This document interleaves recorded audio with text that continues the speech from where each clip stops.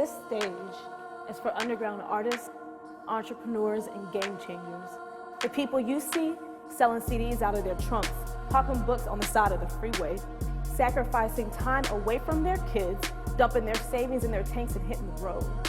It's for the weirdos, trendsetters, alternative thinkers redefining the field with their alternative mindsets. Mike's Uncut is a movement. It's about passion, sacrifice, believing in yourself when no one else does. Mike's Uncut is for you. We all know who we are. And now, you will too. What's up, muses? I'm your host, Ahavah Mauré, and this is Mike's Uncut. Our next guest is nothing to play with. Not only did he sell out Peoria's Apollo Theater, but he's the first hip-hop artist to ever perform there. Other notable appearances and performances include opening up for Ja Rule and Ashanti at Peoria Soul Fest last summer. He's also opened up for the likes of T-Pain and Nelly, has been published in Skilly Magazine, and has also appeared on one of my favorites, The Greg and Dan Show. Please help me welcome King Khancept. Thanks for having me.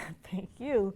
You have done so much. Would you say that you have an awesome, supportive team backing you? I have a great support system. I got a friend that I met him in Walmart, and he heard my music. He had a great idea, and everything just blossomed from there. Just a lot of hard work, and yeah, definitely got a great team behind me. How important would you say that is in this industry? It's essential. Yeah. A lot of people try to do things just by themselves. Cannot do everything alone. Right. Like, you need a support system, at least somebody that's going to help you. You can try to contact people or get in touch with people or try to book everything by yourself, but eventually you're going to need one person that's going to be able to connect you with the other side. So right, I want a team of people smarter than me for sure. Yeah, like, for sure. So when you first started, was that 10 years ago? I wouldn't say 10 years ago. That makes me sound like I'm super old. But I'd probably give it maybe about 6 years ago, 6 or 7 years ago. Were you only focusing on hip hop at that time? Because you pride yourself on crossing over genres now. Yeah, I like a lot of different genres, but I don't think I really dabbled into other genres until maybe about 3 or 4 years ago. It was always in my head to want to do it, but I didn't actually have, I feel like, the talent to actually do it at that time. And the more I progressed skill-wise, the more I got more confident in trying to experiment in other areas and stuff like that. Okay. So what brings on that appreciation? Really, what is good music to you? That's a complex question. It depends on how I feel at the moment. I really didn't listen to other genres until I got into the military. Okay. And when I was in the military, you're being exposed to so many different types of music, So eventually I would hear like a rock song. I'm like, oh, okay, that ain't bad. Is anybody watching? Like, I kind of like that. Hey, what you listening to? Okay, let me download that. Right. And then the same for like country and different types of other genres. So basically, I think whatever puts me in a certain mood that I'm looking for when I listen to something, that's how I determine if it's good or not. So if it's high energy and I want to be turned up and it gives me that feeling, then that's good music to me. So one of my favorite songs of yours, you remixed God's Gonna Cut You Down. Oh yeah. And that had a strong rock influence. Yeah. Was that your song or the young lady's song? So that was Ilea Colgan. She's a country artist. She actually asked me to be on that song with her. And she did it was a rendition of Johnny Cash, I believe, it's God's Gonna Cut You Down. She asked me to rap on it. I was a little bit intimidated about rapping on a Johnny Cash song, but hey, we put it together and it came out dope. So yeah. I was pretty proud of that. Yeah. So where were you concerned at all about your fan base? You've done a lot of bold things in your music. I don't even think we have time to get to all of it. Yeah. Were you concerned with losing them at all? I don't think I've ever made anything that's far as other genres, like mixing other things together, that I felt like would alienate any of my fans. Because I think all the fans I have already listen to other genres of music. So I think they were right at home with it, And from the responses I get from my fans, they seem to be right at home with it. So. Yeah. So I love your music. Thank you, I appreciate it. You pride yourself on not being a gangster rapper. Right. Not endorsing drugs and that life. Yeah. I mean, I'm not gonna perpetrate or act like I'm something that I'm not, you know, so that's not the type of person I am. I feel like nowadays a lot of people, especially like the younger generation, they feel like they need to push that type of facade, you know, to act like that's the type. You don't have to be that. You can be yourself and, you know, still make dope music and still rock shows. You don't have to act like you a tough guy. You ain't got to do that. Do you believe that you can be successful that way without endorsing the drugs and the jewels and the half-naked women? Yeah, I do. I think there's a lot of successful examples of that, like J. Cole or, I mean, probably nobody want to hear that. Kanye, nobody want to hear that right now, but you still know, good music. Yeah, there's a lot of examples of people that don't use drugs and guns and violence and stuff to push their music and still make, you know, have great careers. So I've heard you say in another interview, right, or maybe this was one of your songs, that you're a nerd at heart. I am. So, shocking. Yeah. So what is nerdy to you? What does that mean? We're gonna find you on Saturday watching, I don't know, Family Matters. Family Matters. Reruns. I'm Urkel, man. I don't watch it. I'm in it. Nah, but I'm like into like anime and I game a little bit. And like Dragon Ball Z. Is that anime? Yeah, okay. yeah. I'm brothers, so I know what that is. I'm like a nerd for like horror movies and stuff. I really like horror movies and scary stuff. So I used to have Jason tattooed on my arm. So a lot of people. Glad you got that. Yeah, I got that covered up. Yeah, I just like a lot of different. I guess people would call it eccentric. I like a lot of stuff like that. So. And you're okay with it. Yeah, I love it. Yeah. Me all the way. Yeah, right. That's me. So you definitely let people know in your music, you know, if you weren't with me at the beginning, you know, you see the snakes in the grass. And then you got more popularity and associations after you started to get more success with your music. Do you think it was that you didn't have a lot of support home, or do you think it was because people thought you were a nerd and you weren't repping that tough image, or why do you think that was? It could have been a combination of both. But I think, you know, music is like a competitive sport, and a lot of people, they don't really want to support you because they feel like you're their competition. Right. So I think it could have been that. It could be a lot of different reasons, but I don't really like try to go into the specifics of why people do that. I just keep track of it, you know, like okay, you wasn't there before, so yeah, that's where I know came from. Yeah. Right. That is my favorite song. That's my favorite song. Yeah. It's really blunt. Yeah. It's really blunt. I feel like I have a knack for saying things people are thinking but don't want to say. So I like doing that. Is that the nature of the game? Does anyone who's an aspiring something, do you think they can relate to people being fake or just having to be careful with who they meet after their growing success? My buddy Jake that manages me, he tells me, you know, you cannot be mean to everybody that treats you bad, because I'm the type of person, if you don't treat me well, then I just won't talk to you. But you cannot do that. Like there's so many people you can have a misunderstanding with, and you know, things might just not go your way. You just can't. You can't hold a grudge towards everybody. You have to know how to politic your way and maneuver your way around the music business. It's all about connections. It's all about relationships with people. So I'm definitely learning to not hold stuff over people's heads so much when they do me foul. So yeah, it's definitely important. That's an important life lesson to learn. Yeah. And especially when you're in a business like this. Yeah. What are some of those keys to politicking that you've had to learn? Well, I think the ones that I have learned is like, don't take everything personally. You know, some things have nothing to do with you. You know, something I haven't learned, I would probably say, is to just let some stuff go. Like, I'm big on, if I see somebody doing me wrong or doing somebody else wrong, to just speak up on it. Sometimes you could just chill out and it'll smooth itself over. You know. So. Right.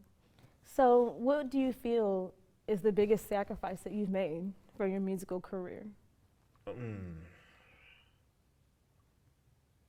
say time. Yeah. Time is, you don't get time back. I could save money, but you can make money back. You know, it's just time. Like, if you really want to be dedicated to something, it's going to take a lot of effort, a lot of resources, but time is the most precious thing that we got. You know, you don't get it back. So time for sure. For people that are coming up, your fans and young aspiring artists out there, Do you have any advice for them or tips on how to get the tours or the opening up for the different opportunities? You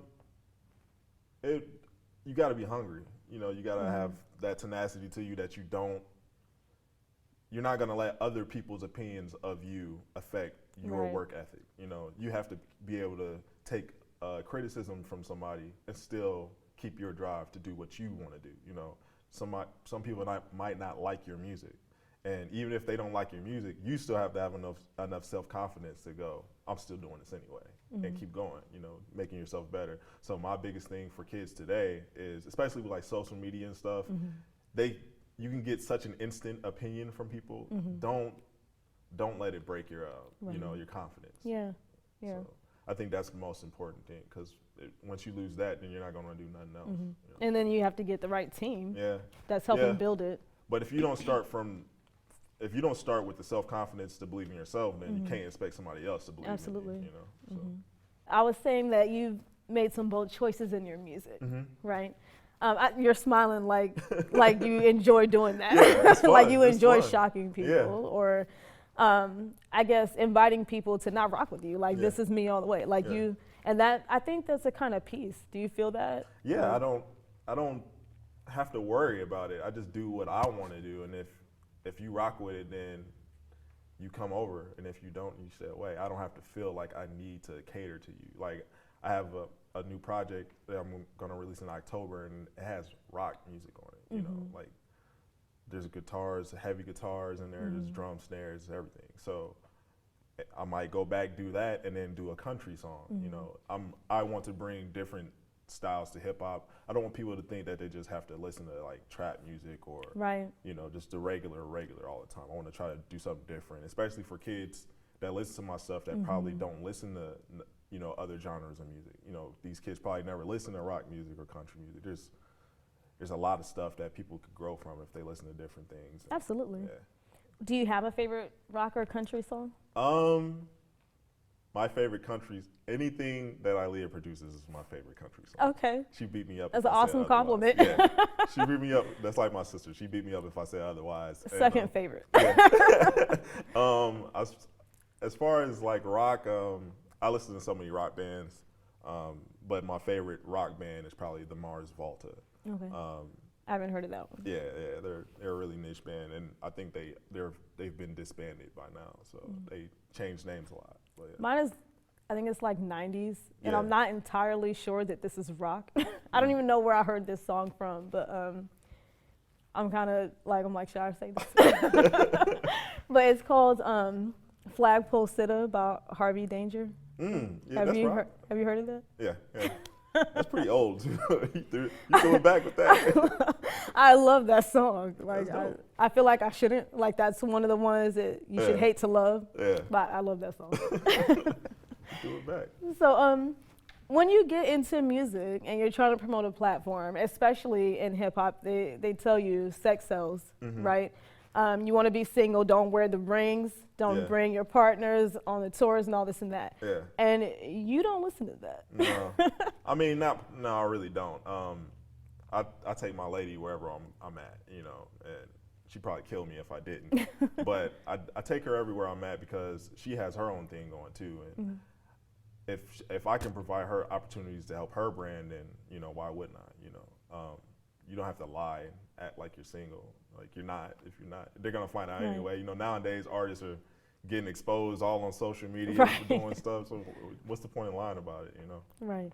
Did you get support from your team, your publicist, or everyone helping you about the situation? No, I mean, I wouldn't say I had lack of support. It just really wasn't even an issue enough to even speak on. You know, like just whatever you want to do. As far as that aspect, they were cool with it. You know, it wasn't really a thing ever.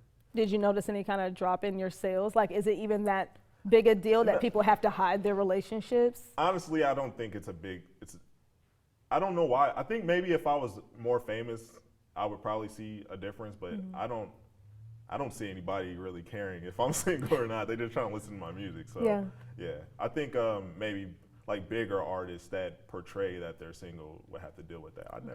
I've never experienced any lack of somebody not listening to my music anymore because they knew I had a girlfriend. Mm-hmm. So Mm-hmm. That's good. yeah. And you're gonna still take her everywhere when you make it. Yeah, definitely. Definitely. Awesome. We're gonna take a short break and then we're gonna get into your upcoming documentary. All right. All right.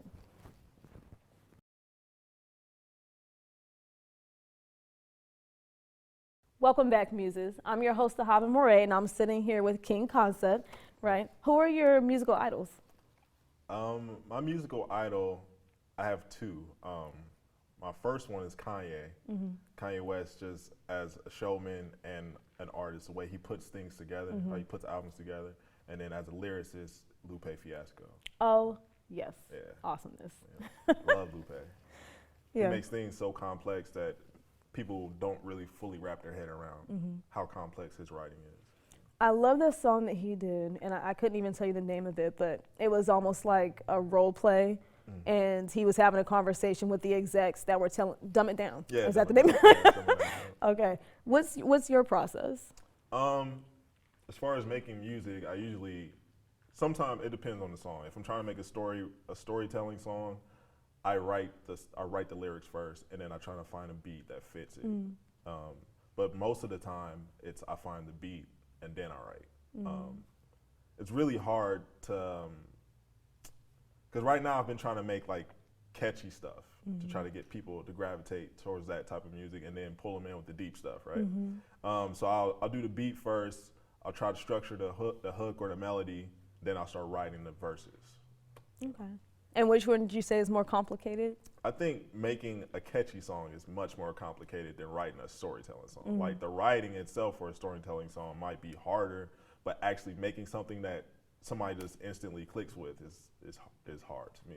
Do you write about a lot of stuff that's real to you when you're referring to the storytelling? Yeah, and I actually don't release them as much because, like, most of the stories I tell, I treasure them so much. I don't want to, waste them. Right. So I want to put them in a proper light. So Absolutely. yeah, I definitely keep them closer. Yeah. So you have an awesome project coming up. What's the name of your upcoming documentary? The documentary is going to be it's called Krooked, and it's attached to my EP that's coming out called Krooked. So Krooked is a documentary and an EP. Okay, when can we expect that? It's looking like it's probably going to be the end of October. So it's right around the corner, and I'm working hard trying to get it. You mean this year? Yes. Yeah. I mean, talk to your media team. Have you already started it? Oh yeah. Oh, okay. It's pretty far into it. So, Okay, yeah. awesome. Yeah. So are you gonna have a big release with that? We having a release party or events? I don't want to put them on the spot, but we're trying to plan a pretty good show. Okay. We're gonna do. I usually do shows with my EP releases, and this one is probably not going to be any different. We're probably going to try to do a pretty good show, have a good turnout. Yeah. Awesome, I'm excited. Yeah. So what is your message in your music? I'm going to assume that some of the storytelling is going to be incorporated in your documentary. We're going to take a deep look at you and what moves you. What is that message? What do you want your fans to know? That none of this is easy. Right. None of it is easy. It's a grind. Every time you step in that studio, every time you're trying to get a performance, like everything is a process. Nothing just is a snap of the finger and it's just dropped in your lap. So I know what we see from like social media and what we see on TV is that these artists just come out of nowhere. But a lot of these people have been busting. They've been around, right? So, yeah. But basically, I just want to show them the process from where I started from to where I am now.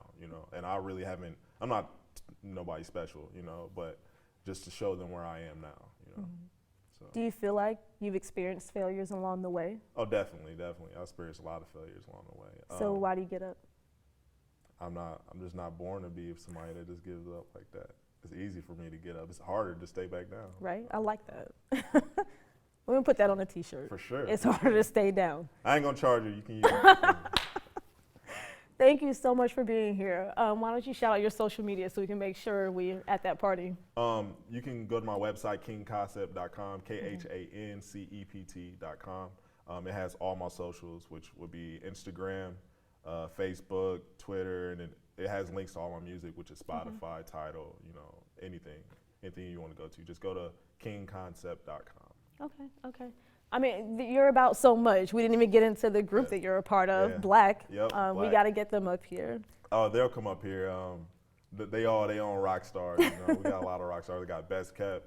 He's a super lyricist of the group. I got JJ. He's a singer, the hook maker, and then I got Davis, and he's like a mashup between all of us.